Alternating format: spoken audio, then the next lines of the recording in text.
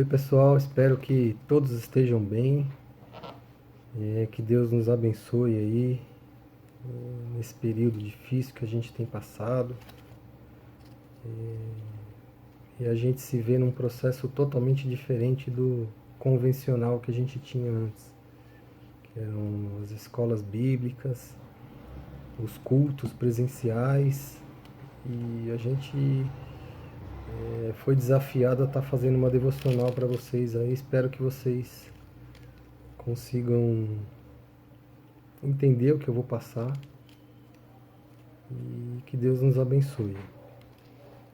Talvez a tarefa de fazer o estudo é um pouco mais simples do que tentar passar o conteúdo de tudo isso. Então, talvez, se de repente eu ficar lendo um pouco mais do que falando, olhando para a câmera, é porque eu não gostaria de perder algumas particularidades do que eu anotei dos versículos aqui, tá? Eu peguei 3 versículos da carta de Paulo aos Coríntios, segunda carta de Paulo aos Coríntios, capítulo 4, versículo 16, 17 e 18. Um pouco antes disso, Paulo faz algumas recomendações, ele sauda o povo, ele diz que porque somos consolados pelo Espírito Santo, devemos fazer isso com outras pessoas. Ele fala sobre o perdão entre os povos, né? Que devemos perdoar assim como Cristo nos perdoou. Fala sobre o crente ser um representante de Deus aqui na Terra.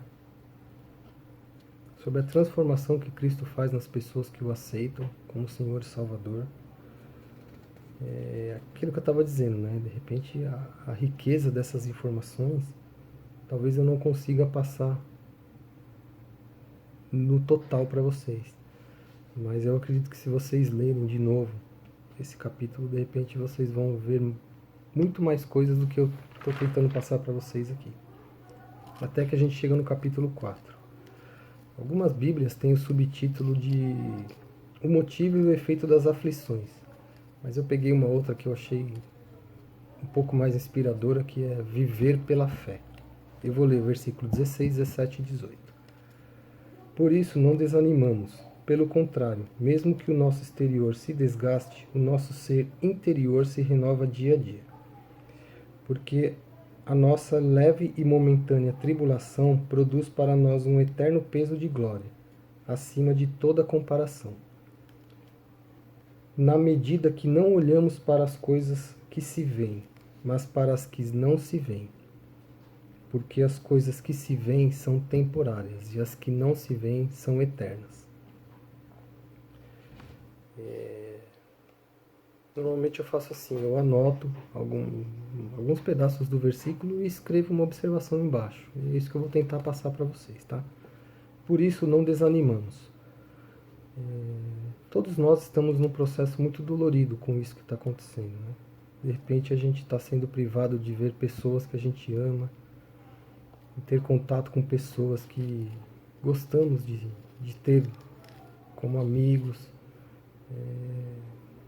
Talvez alguns estejam até sentindo falta das aulas presenciais, dos amigos das escolas.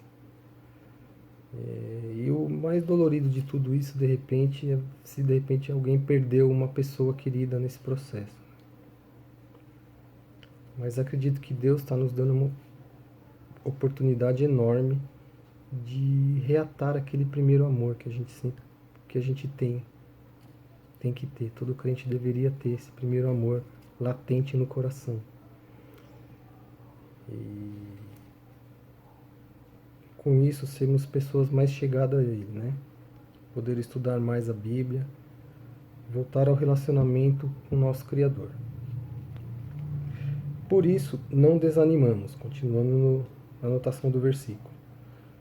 Sabemos, mesmo com tudo isso, que Deus está no controle. Ele sempre tem uma saída para todos aqueles que o amam. Até a sua gloriosa volta, quando Ele vai vir buscar a sua igreja. Pelo contrário, mesmo que o nosso exterior se desgaste, o nosso ser interior se renova dia a dia. Mesmo se a gente estiver desanimado, a fim de parar com tudo, precisamos nos renovar todo dia, buscando mudar nossas atitudes, mudar o modo de pensar, sempre nos deixando ser moldados pelo Espírito Santo. A gente nunca deve ficar refém do pecado, seja ele qual for. Em Cristo temos o poder de vencer qualquer situação. A gente mesmo tentando viver em santidade, que é o que todo crente tenta fazer aí, muitas vezes a gente se frustra muito.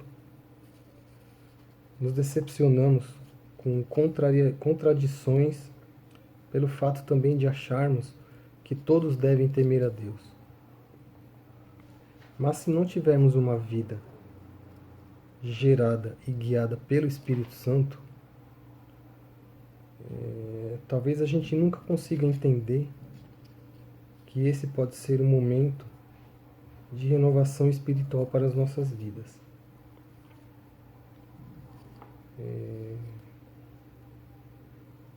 Oportunidades de estreitarmos nosso relacionamento com Deus.